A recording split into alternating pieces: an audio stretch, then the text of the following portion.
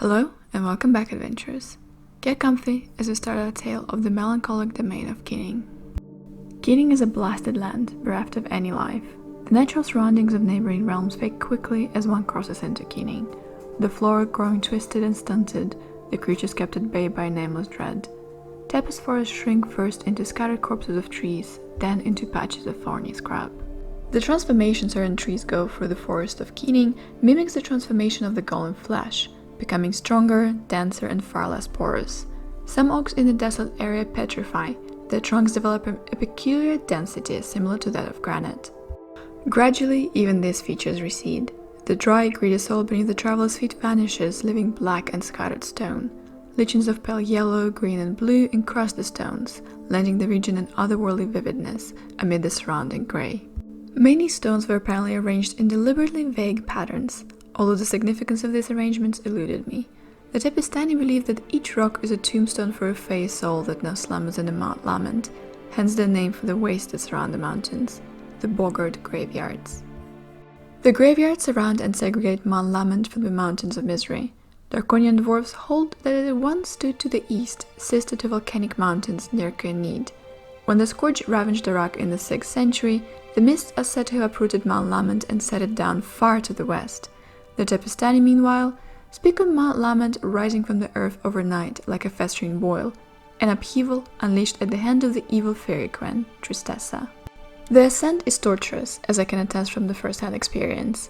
Even at the foot of the mountains, the journey is a breathless, labyrinthine hike over barren stone. Jagged ridges and sheer crevasses appear suddenly as though out of spite, and eventually becoming a grueling test of mountaineering skill.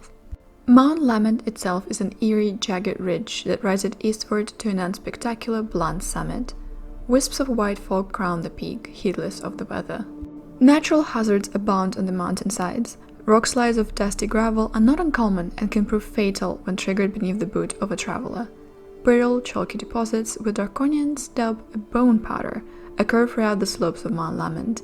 These appear to be as normal outcroppings of rock to an untrained eye, but crumble away into white dust when an unsuspecting hand or foot finds purchase here.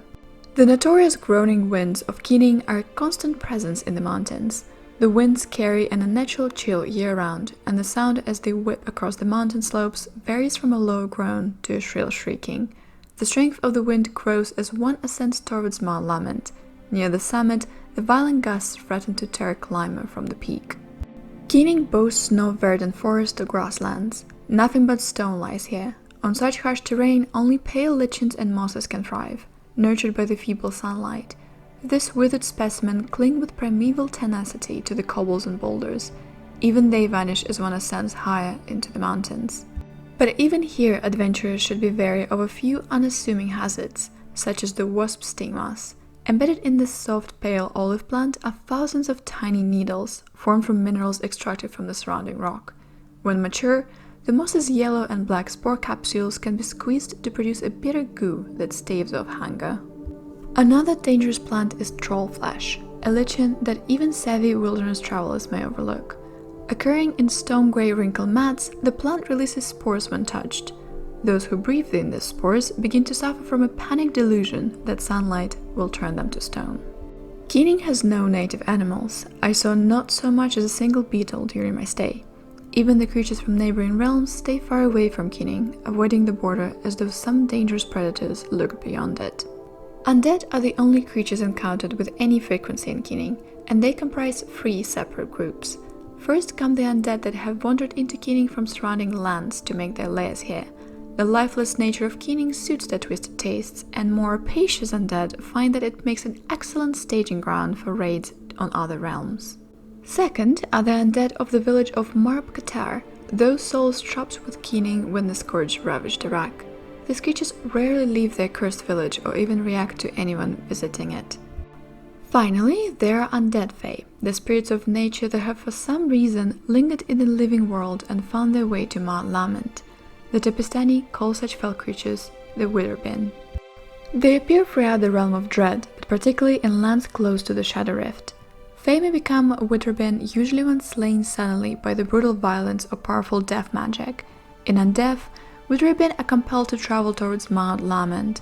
If it cannot reach Mount Lament within a fortnight of its death, it is destroyed, consumed by ghostly fire at the next sunrise. When numerous Fae die in a massacre or arcane catastrophe, the result is a black trooping, as the Witherbin march in a single file towards Keening. Black troopings carry a nearly palpable aura of melancholy. Occasionally, monsters from other lands may wander into Keening, but these creatures rarely linger long. Even the natural beasts seem to sense their forsaken pull prevalent here. Thank you so much for your time, patient listeners. A lot of people seem to be content to ignore Keening's existence, but maybe my research will help us not repeat the mistakes of our past. But for now, just be careful while crossing the mists.